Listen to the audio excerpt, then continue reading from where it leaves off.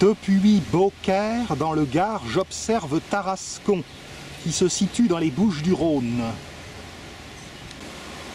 Je vais emprunter le pont qui enjambe le fleuve pour aller voir la cité où Sainte Marthe a flanqué la volée à la Tarasque. Voici d'ailleurs le clocher de l'église de cette brave Sainte Marthe. Beaucaire, que voici, présente un lot de curiosités intéressantes. Ce sera pour une autre fois, si Dieu me prête vie.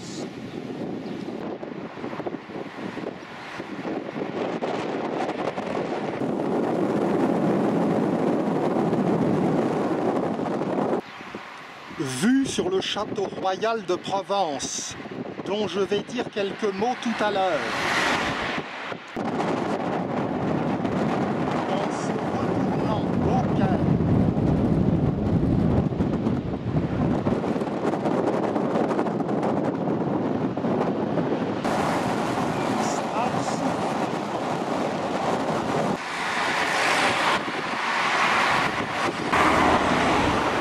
Le Rhône comporte une île en son centre.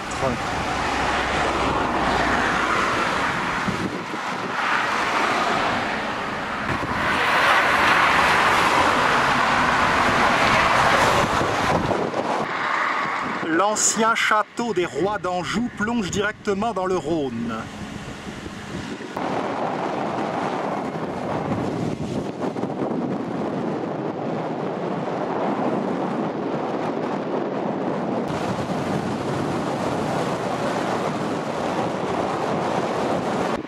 J'espère être à l'abri de ce vent infernal dans les rues de Tarascon. Mais en même temps, la Provence n'est-elle pas plus authentique avec le Mistral?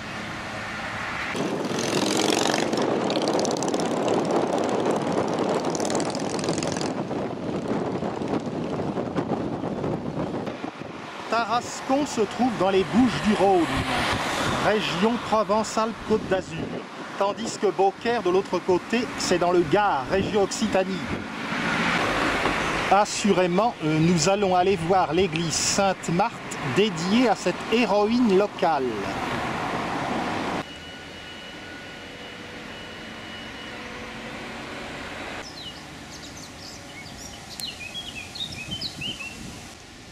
Derrière ce beau bouquet de lauriers roses, une statue de la fameuse Tarasque. Il faut avouer qu'elle n'avait pas un aspect particulièrement engageant. Cette statue de Pascal de Beaumont est toute récente, elle date de 2005. Cette vilaine créature avait pris la mauvaise habitude, dans les temps anciens, de croquer les Tarasconnais. Sur ces entrefaites, voici que Sainte Marthe, qui revenait de Palestine, se mêle de l'affaire. Un simple signe de croix, et voilà la Tarasque à ses pieds. Elle l'a alors livrée aux Tarasconnais qui l'ont mise en pièces. Pauvre bête. Le château de Tarascon, château du Moyen-Âge particulièrement bien conservé, se trouve précisément à côté de cette sculpture de la Tarasque. Nous l'irons voir tout à l'heure. Sur la place du Général de Gaulle, la collégiale royale Sainte-Marthe. Elle a été édifiée au XIIe siècle.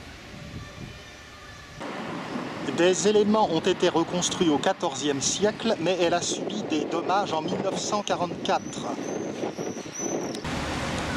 Le parvis n'offre pas une décoration extraordinaire, mais en revanche une très belle vue sur le château de Tarascon. Je contourne l'édifice religieux, l'entrée est de l'autre côté. Voici un beau portail roman sur le flanc sud. Malheureusement, sa décoration a en partie disparu.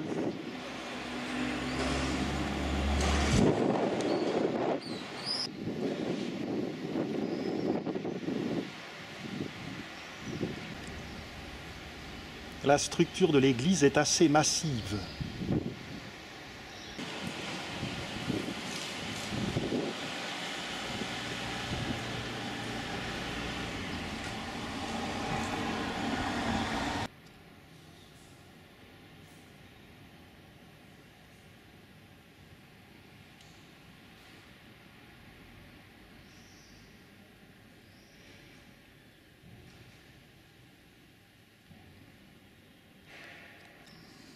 À tout seigneur, tout honneur, allons voir d'abord la crypte où se trouve le sarcophage de Sainte Marthe.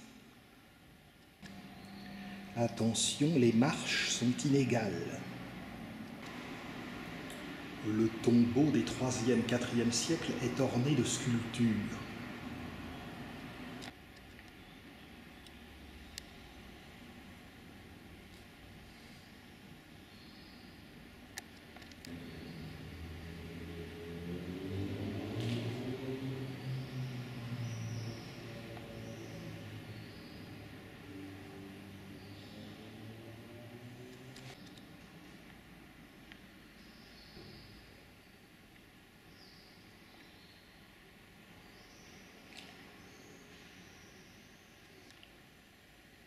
Dans la crypte, on peut voir également une œuvre Renaissance, le tombeau de Jean de Cossa, ancien sénéchal de Provence.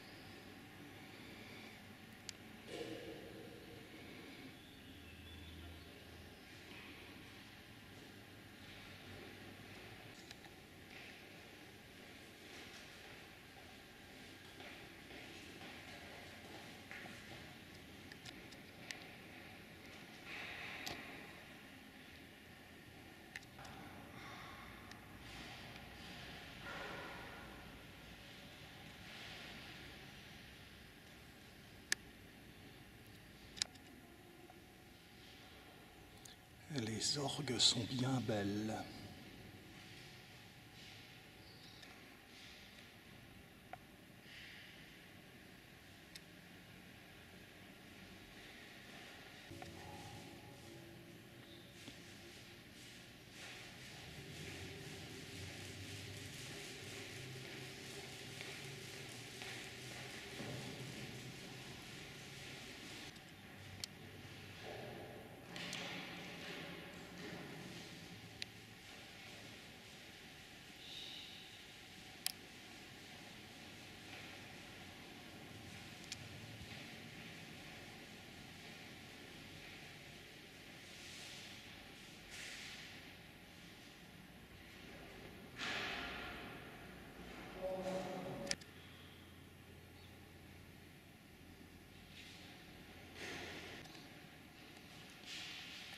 L'édifice comporte des tableaux de Nicolas Mignard et de Pierre Parossel.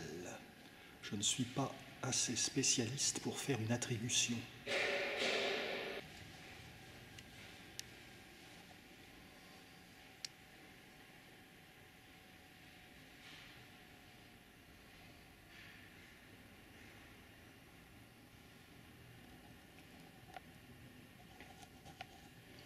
La chapelle de Notre-Dame du Château, mais elle n'est exposée que le samedi.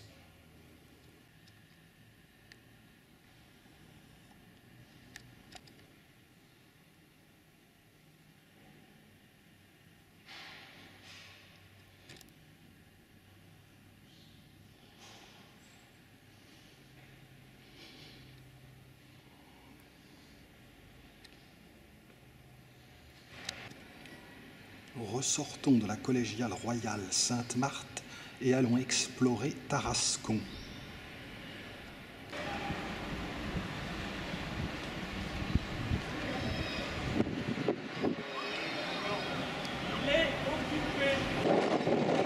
On apprend que Tarascon autrefois s'appelait Tarusco. On apprend aussi que la ville a subi des dommages pendant la Seconde Guerre mondiale et a été embellie en des années 1950 aux années 1960. Lançons-nous à présent dans un circuit à la découverte du patrimoine de Tarascon, au départ du château. Je l'ai dit, l'état de conservation de ce château est absolument exceptionnel. Son environnement de platanes ajoute à son charme.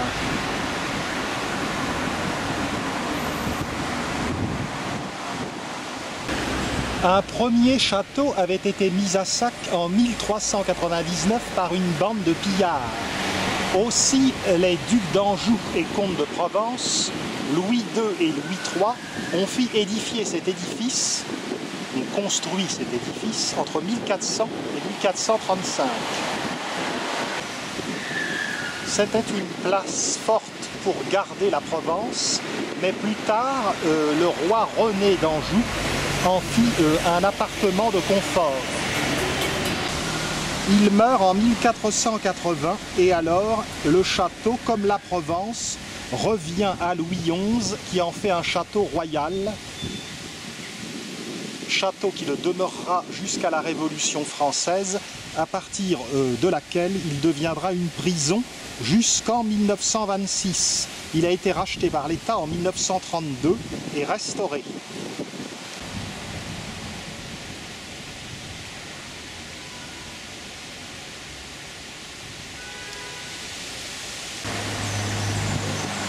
Anjou, Provence, une histoire un peu lointaine, mais désormais le château est bien français. Grimpons ce petit escalier pour avoir d'autres vues. Pas une vue des plus majestueuses, et l'endroit pourrait faire l'objet d'un aménagement. Mais du moins, nous avons une vue sur le Rhône.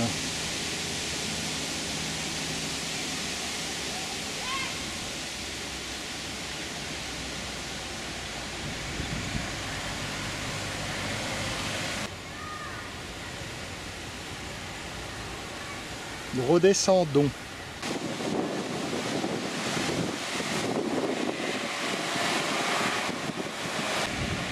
C'est justement boulevard du Roi René que se trouve le château de Tarascon. Je visiterai le château en fin de parcours.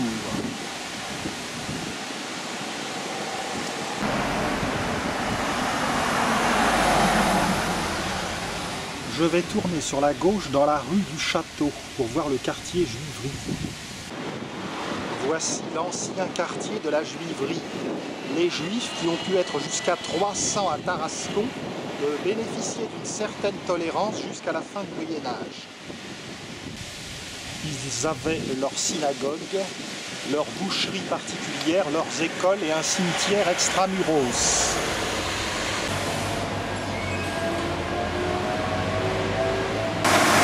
Sous René d'Anjou, les Juifs étaient tolérés.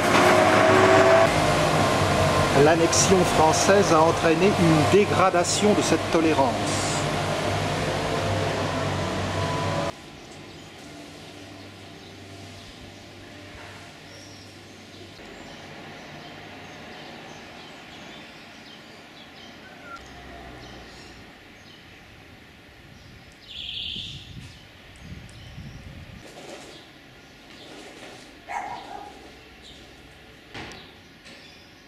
Une maison à l'angle de la rue des Juifs.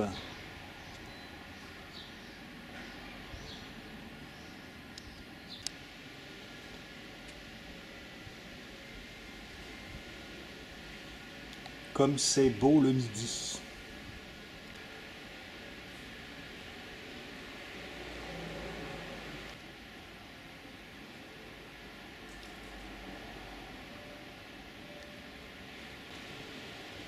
Des maisons du Moyen-Âge. Beaucoup de travail pour retaper tout ça.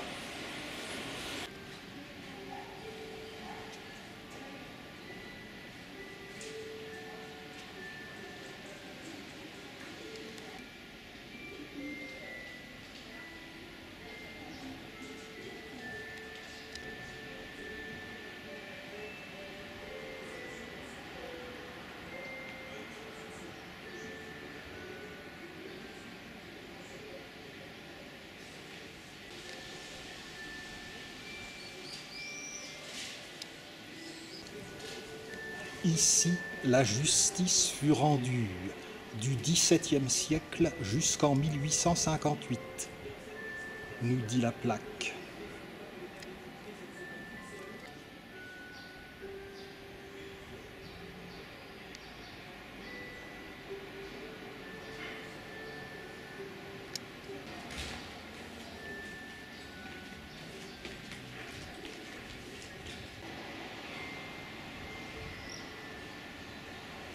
Poursuivons vers l'hôtel de ville. Qu'il est doux de flâner dans les rues de Tarascon. Je vous ai parlé de Sainte-Marthe et de la Tarasque, mais je devrais également vous parler de Tartarin, le personnage inventé par l'écrivain provençal Alphonse Daudet. Tartarin est un personnage semi-imaginaire. Il aurait été inspiré à Alphonse Daudet par un certain Barbarin, qui était lui aussi très vantard. Me voici parvenu sur la place du marché. Sur cette place, on peut voir la façade monumentale de l'hôtel de ville de Tarascon, 1648. Une façade qui nous est due aux frères trinitaires d'Armin et qui a subi peu de changements depuis. La mairie abrite au premier étage la somptueuse salle des consuls. Je ne sais pas si elle est visible aujourd'hui.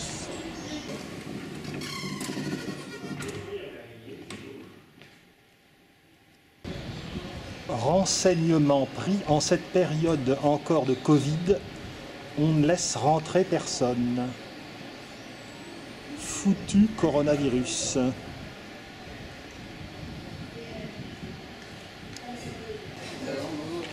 On se console avec la façade et ses fenêtres à meneaux de style Louis XIII.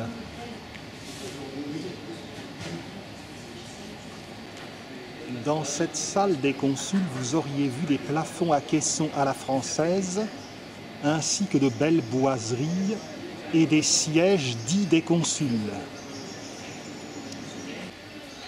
La place du marché s'appelait autrefois place aux herbes. De la place du marché se détache ici la rue Édouard Millot, ancienne rue des Étoffes.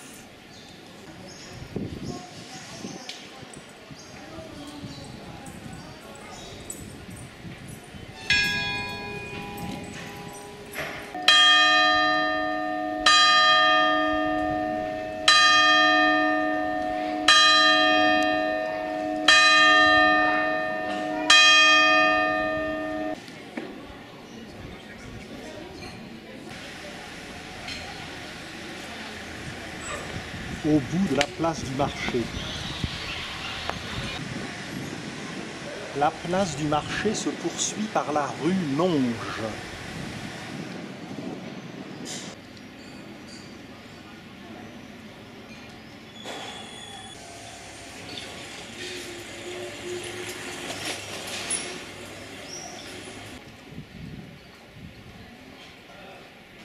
Petits éléments de décoration qui nous viennent des siècles anciens. Sur la droite, la curieuse et ancienne rue Raspail. Je poursuis dans la rue Monge, bien content de revoir des bougainvilliers.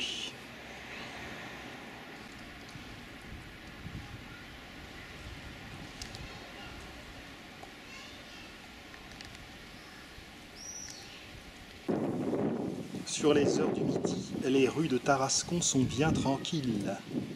Il paraît qu'il en est de même le week-end.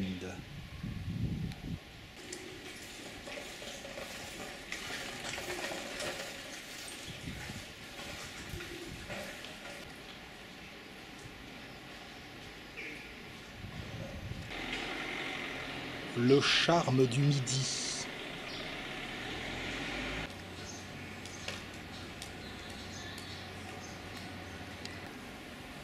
Aspect de la rue Monge. Cette maison présentait des sortes de gargouilles. Le midi ou le triomphe du platane.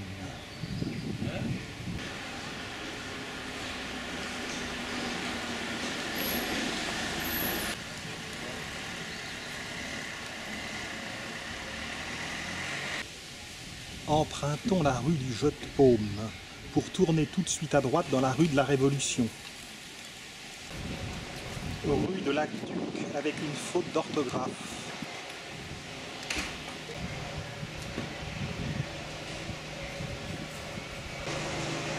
La rue du Jeu-de-Paume est très typique. Mais donc, voici la rue de la Révolution. Allons voir l'ancien couvent des Ursulines.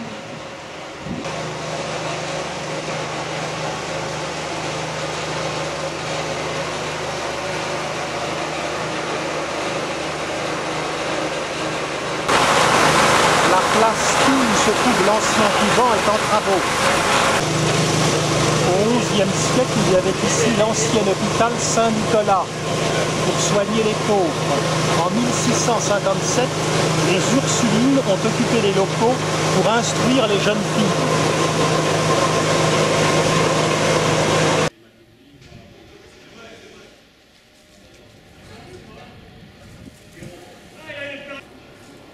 Quittons la place Pille, où se trouve l'ancien couvent des Ursulines.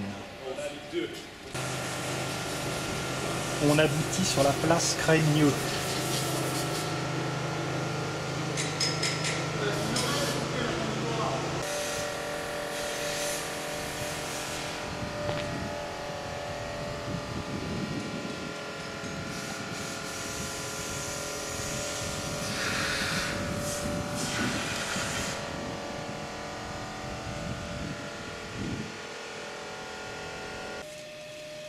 Recouvert de glycine, le jasmin embaume.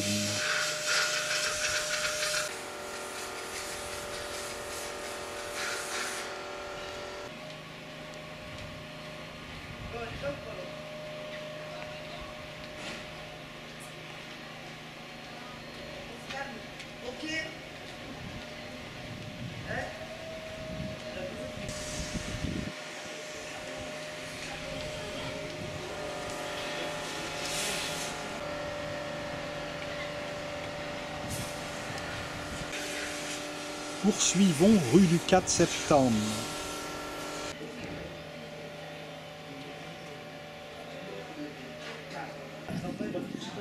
On rejoint la rue Raspail. On la prend vers le sud. À droite, l'impasse Raspail. Toujours tout droit après la rue Jean de la Fontaine. Au bout de la rue Raspail, on retrouve cette rue Émy. Elles se ressemblent un peu toutes. Sur la droite, on rejoint la rue Charles d'Emery, sur la gauche.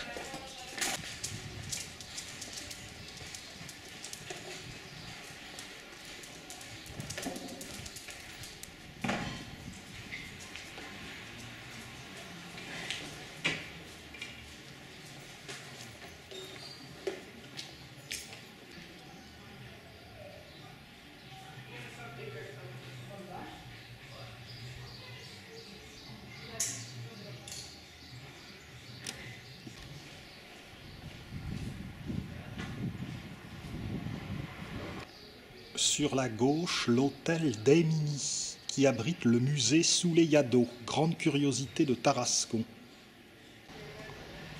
L'hôtel d'Émini date du XVIIe siècle. Les Émini étaient des nobles, dont plusieurs ont été consuls de la ville de Tarascon. En 1916, Charles d'Emery a installé ici ses ateliers de tissage. Son neveu, qui s'appelait également Charles d'Emery, a poursuivi l'affaire à la fin des années 30. Désormais, l'hôtel d'Émini abrite le musée Souleymane, qui montre les métiers à imprimer de tous ces merveilleux tissus.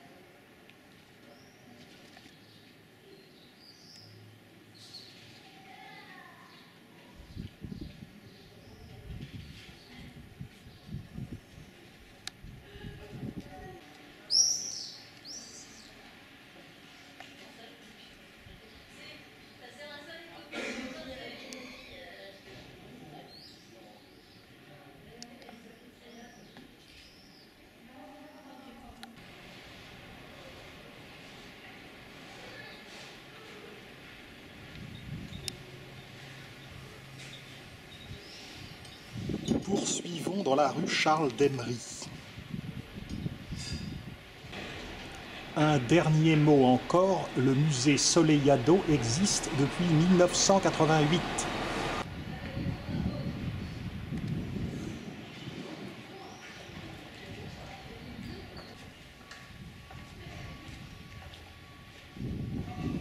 Rue Émile Zola.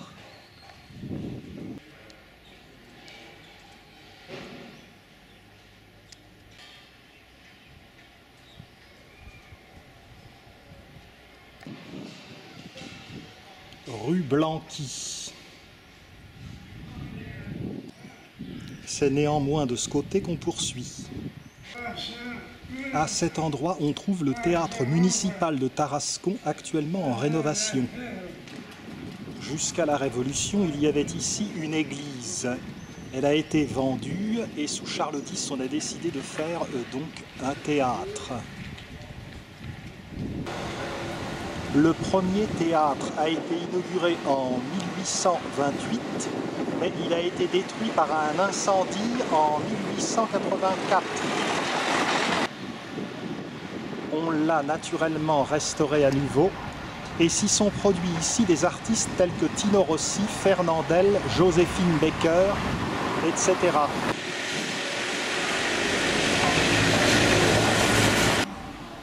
Peu après le théâtre, la place du docteur François Barré.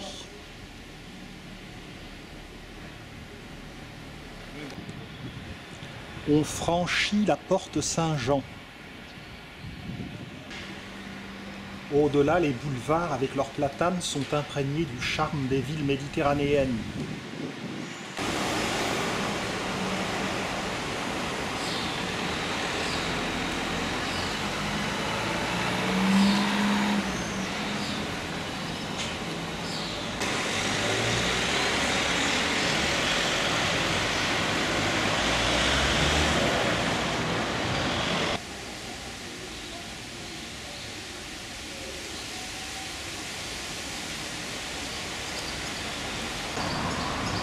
Empruntons le boulevard Victor Hugo.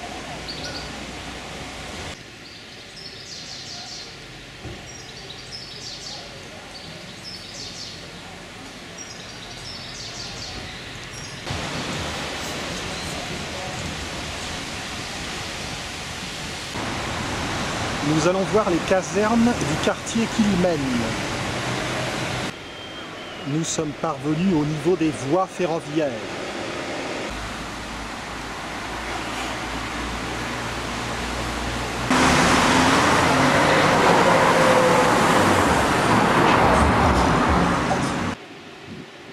Le quartier Quilmen. Dès 1718, Tarascon accueillit les soldats. Les casernes furent achevées en 1759. Voici le centre de sélection numéro 9. Il y eut jusqu'à 1200 soldats. Tout a été dissous en l'an 2000. Revenons vers la ville.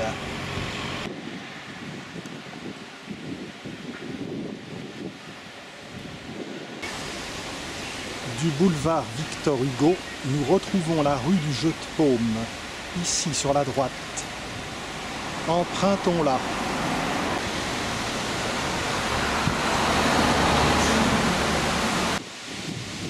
Aussitôt, on tourne à gauche dans la rue de l'Hôpital.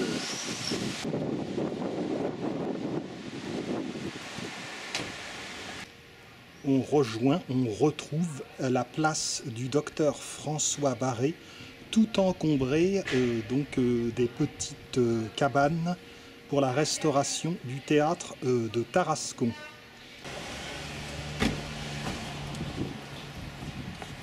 Sur la gauche, la rue Loubière. C'est rue Lubière qu'il faut prononcer.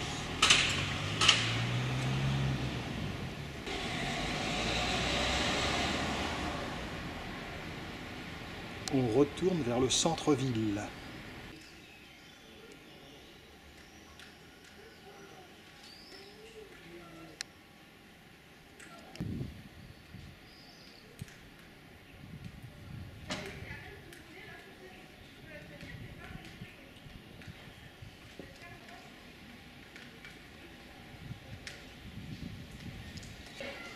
Aspect de la rue Traversière.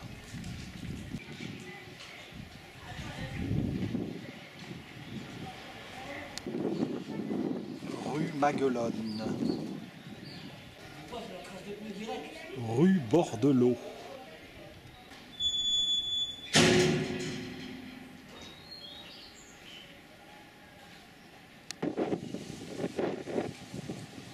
Beau bouquet de lauriers roses.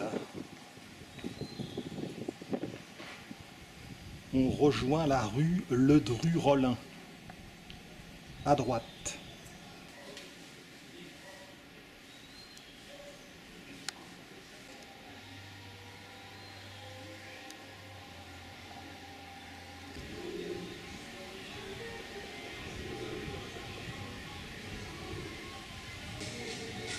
On débouche sur la petite place Frédéric-Mistral. Sa fontaine est très fleurie.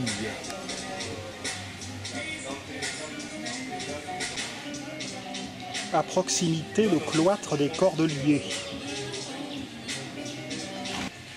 Le couvent des Cordeliers abritait des religieux franciscains du XIIIe siècle jusqu'à la Révolution.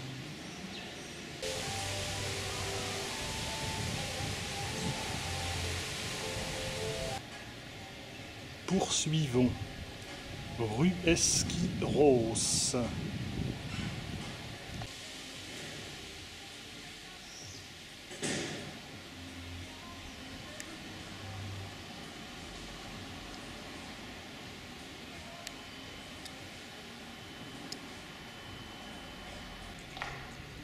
Nous parvenons sur une placette où se trouve la statue de Tartarin.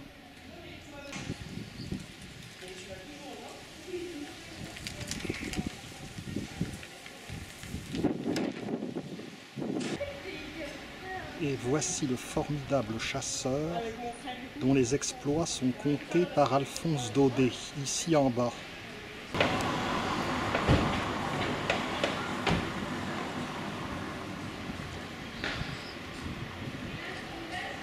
Empruntons sur la droite la rue des Halles,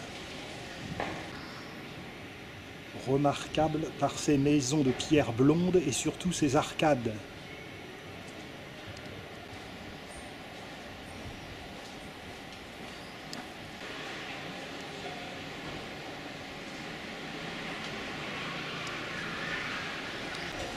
Sous les arcades,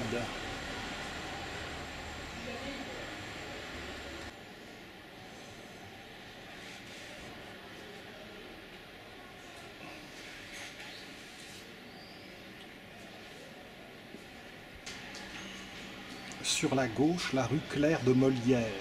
Empruntons-la, on aperçoit le clocher de Sainte-Marthe. Au bout, c'est l'hôtel de ville.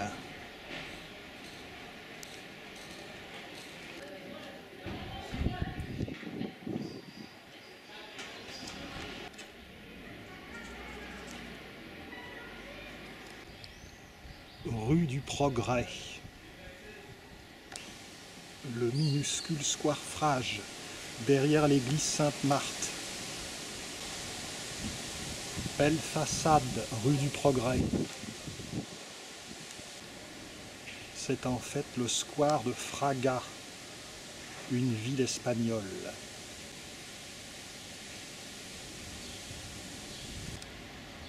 Je suis parvenu devant le chevet de Sainte-Marthe.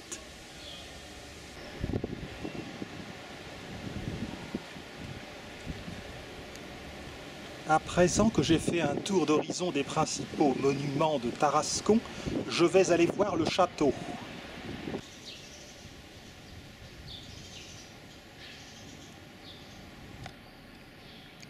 Je descends par la rue de la Liberté et je passe devant l'hôtel de Cadillan.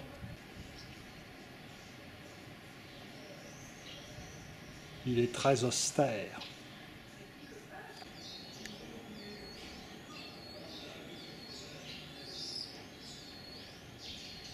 On arrive place Renan.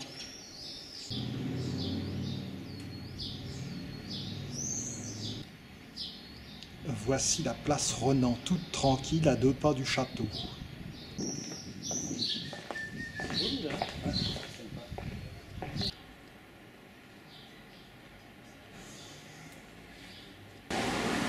À présent, comme promis, la visite du château.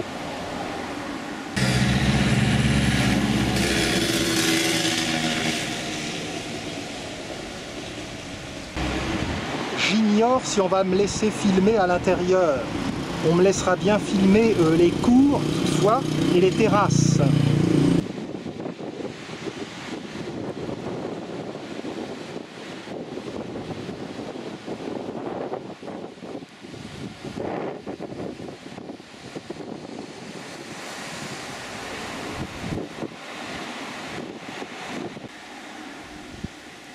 Je prends note des fois que j'en fasse poser une dans mon appartement. À l'entrée des Acanthes.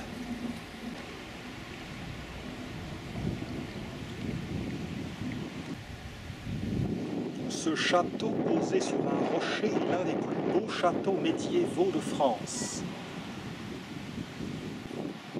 De l'extérieur, on ne soupçonne pas son élégance intérieure. Tout avait commencé par une forteresse romaine, un castrum, pour surveiller la Provence. Ce castrum a été pillé par les hommes de Raymond de Turenne en 1399. Et j'ai donc dit que c'est au tout début du XVe siècle que les ducs d'Anjou, comtes de Provence, ont décidé sa restauration et donc la construction d'un nouveau château, celui-ci. Un but militaire balancé par le roi René d'Anjou, qui voulait également en faire une résidence de confort. Voici la basse-cour avec son jardin.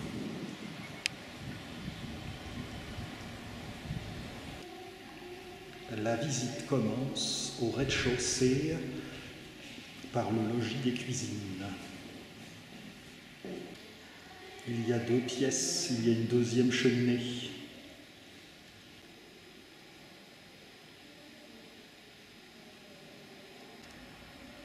Mais, suite de la visite, sortons voir la basse-cour. Sur le mur nord du château, on aperçoit des impacts de balles. En effet, en juin 1652, il y eut un siège ici. Les soldats du roi Louis XIV ont donné l'assaut au château qui se rebellait contre le pouvoir royal.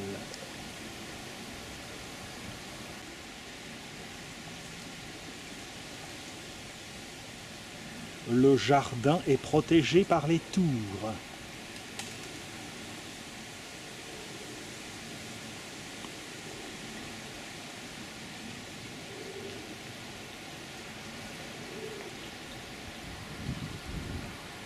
Ça n'est peut-être pas encore l'exubérance des jardins de Grenade à l'Alhambra, mais un jardin, c'est toujours beau.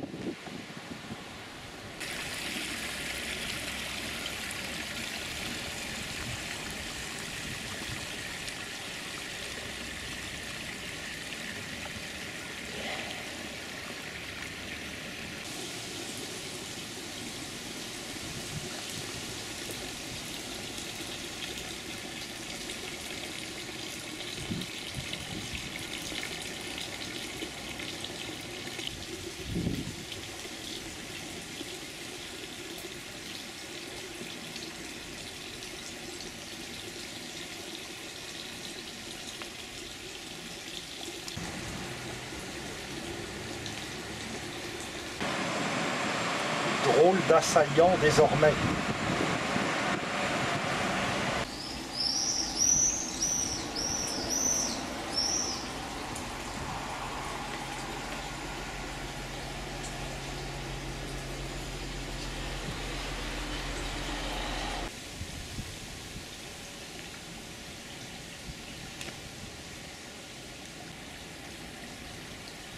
Un havre de tranquillité. Beau figuier et grenadier.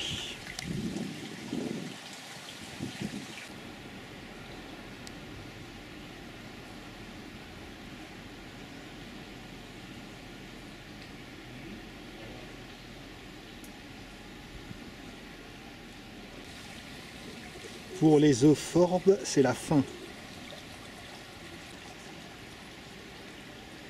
Le chemin de Courtine.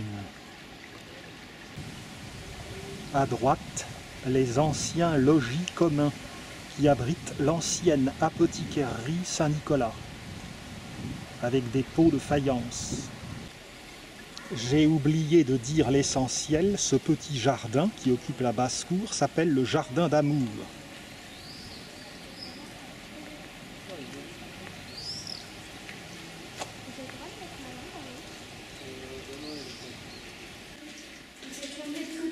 Un exemple dans les communs de ces pots de faïence d'apothicairerie.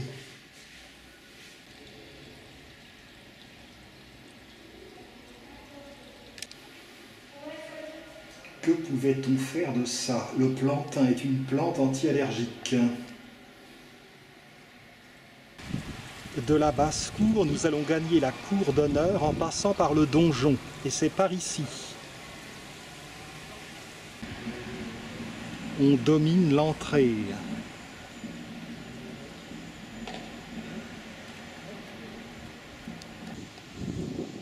Le donjon.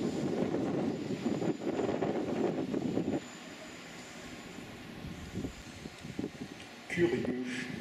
Le sol du donjon est incliné. Peut-être qu'on pouvait lancer des chariots pleins d'huile bouillante.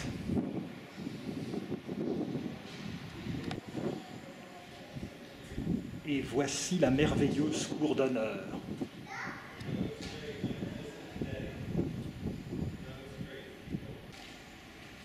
Cette gracieuse tourelle d'escalier polygonale me fait penser irrésistiblement à Lyon et à ses traboules.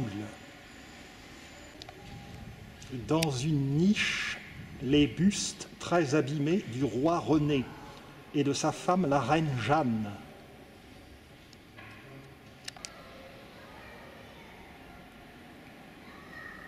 Clôture flamboyante de la chapelle des Chantres.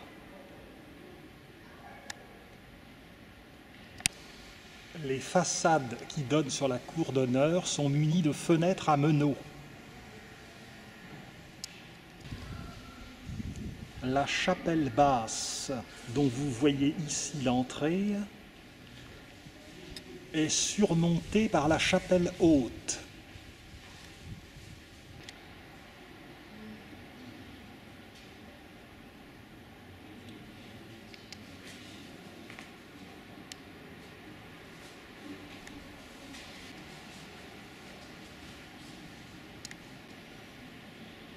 Une meurtrière, une toute petite ouverture d'où l'on pouvait tirer des flèches pour tuer l'ennemi sans se faire avoir.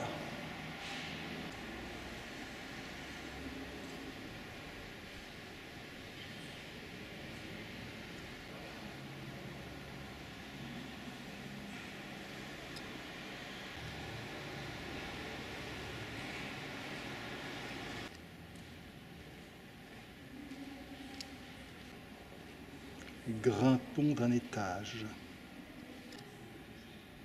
Allons voir la fameuse chapelle basse. Avant d'y pénétrer, on passe devant la chapelle des Chantres, dont j'ai parlé tout à l'heure.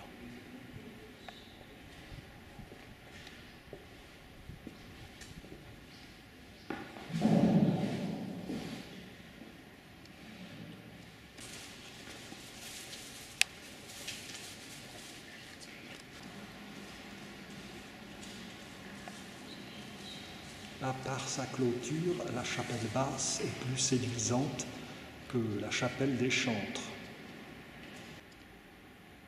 Cette chapelle basse est également appelée chapelle de la Vierge, et la clé de voûte représente le couronnement de la Vierge.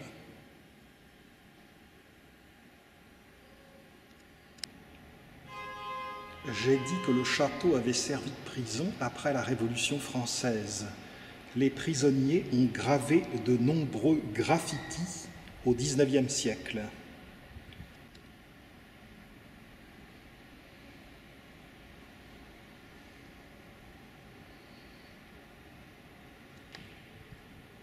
Oui, René d'Anjou et sa seconde épouse Jeanne sont bien abîmés. Mais allons voir la salle des festins. Je doute que ça soit d'époque. Superbe plafond de bois, à caissons et à solives. Et ce tapis est de toute beauté. On grimpe au premier étage.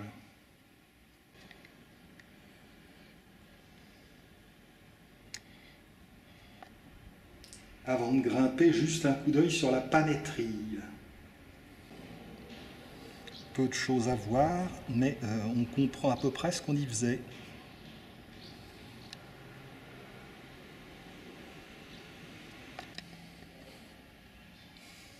Au bout de quelques marches, la grande salle.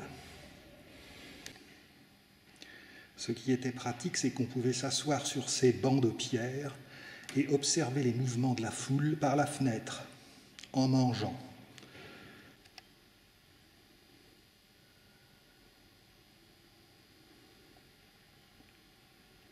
J'espère que de son temps, il ne venait pas de Chine par la route de la soie.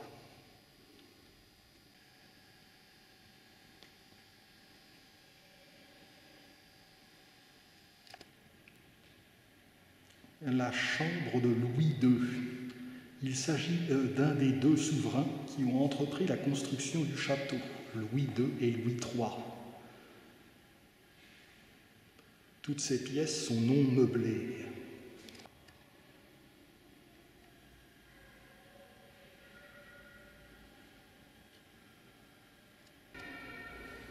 Juste à côté, la chambre du chapelain. Des fois que Louis II ait eu envie d'astiquer frénétiquement son chapelet.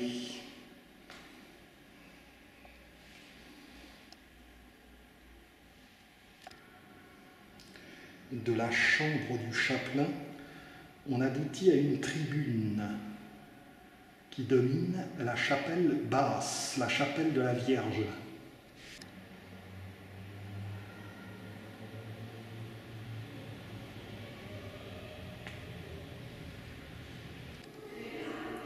On reprend l'ascension vers le deuxième étage. On parvient dans une grande salle, le grand retrait.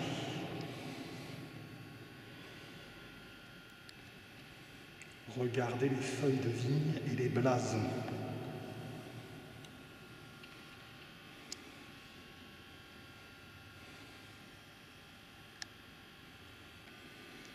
Le grand retrait, là encore, servait de chambre avec vue sur le Rhône.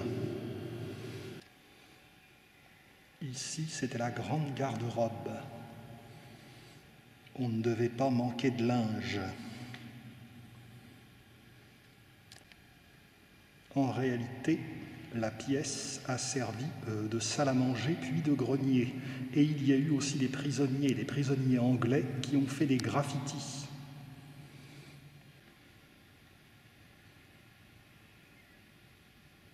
Allons voir les terrasses.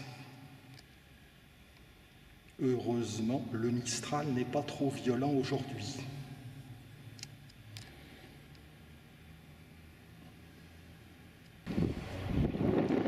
Me voici sur la terrasse du château de Tarascon. L'un des clous de la visite.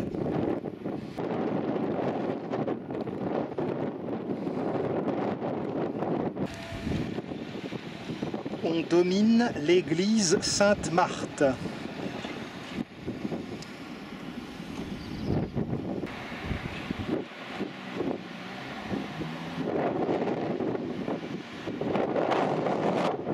Le Rhône qui coule vers Arles.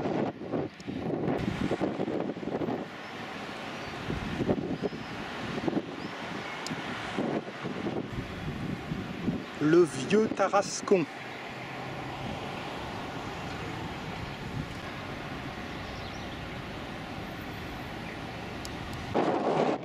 Le Mont Ventoux est là-bas, mais aujourd'hui il y a trop de brume pour bien le voir.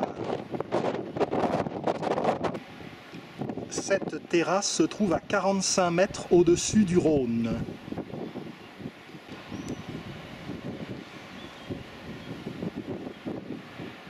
De l'autre côté, c'est Beaucaire. La montagnette culmine à 165 mètres. Vers l'est, les Alpilles, avec les Baux-de-Provence. En amont du Rhône, le barrage de Valabrègue.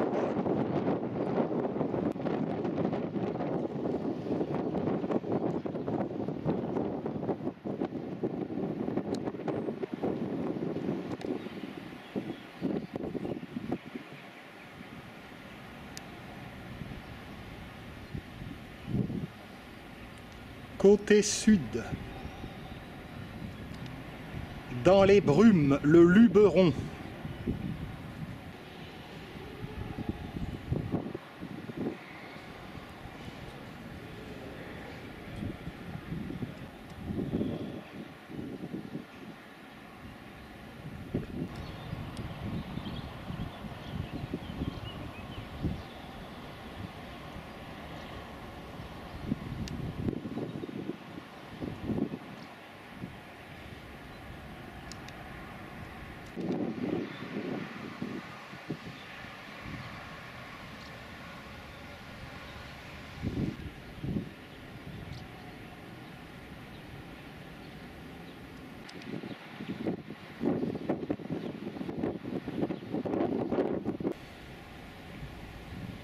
On redescend.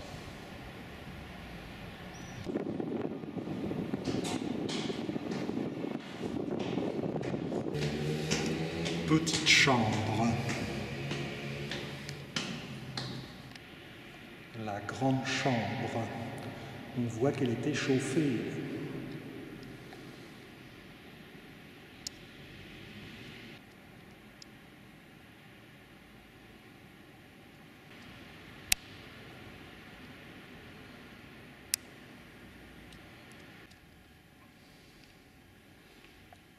La chambre du capitaine.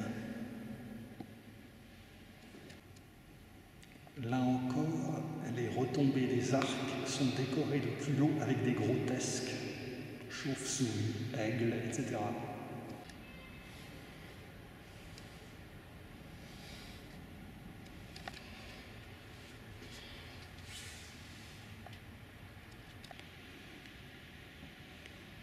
La chapelle haute est plus sobre. Pourtant, la chapelle haute était réservée au prince et à son épouse, avec 2 oratoires de part et d'autre de la nef. La chapelle haute était éclairée par une belle verrière. Dans la chambre des étuves, le seigneur prenait des bains de vapeur.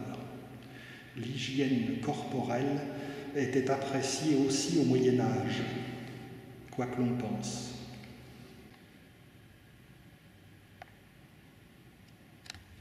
Une toute petite pièce attenant à la chambre des étuves.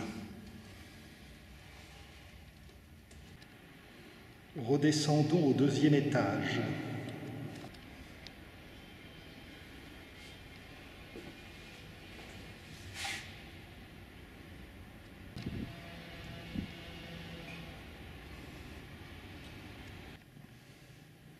Chambre de Marguerite de Chamblay,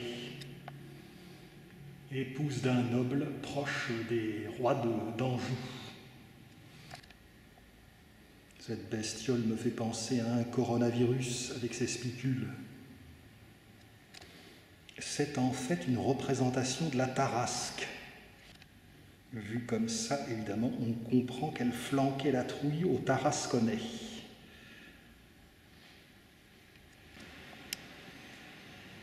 À présent, la grande chambre. Qu'est-ce que ce devait être quand c'était meublé?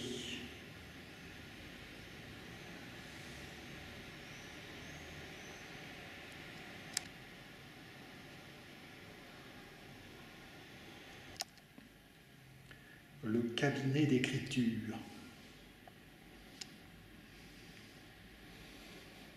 Plus de table, plus de plumes. La chambre hexagonale. Ici, le plafond n'a pas été restauré. Le bois, c'était du mélèze, transporté par bateau sur le Rhône. Petite chambre du premier étage. Le plafond est noirci par le feu de cheminée. Il y avait ici des prisonniers. On a trouvé des graffitis. En voici. Certaines salles sont fermées exceptionnellement pour rénovation. On redescend. Pour finir, le cachot du prisonnier catalan. Il s'agissait d'un adversaire du roi René dont on ne connaît pas exactement les motifs de la querelle. Où l'on voit que le prisonnier a passé son temps à faire plus que des graffitis.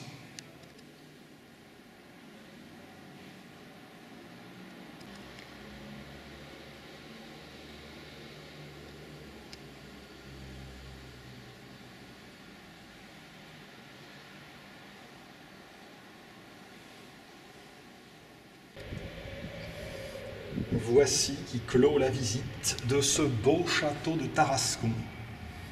On retourne dans la cour d'honneur.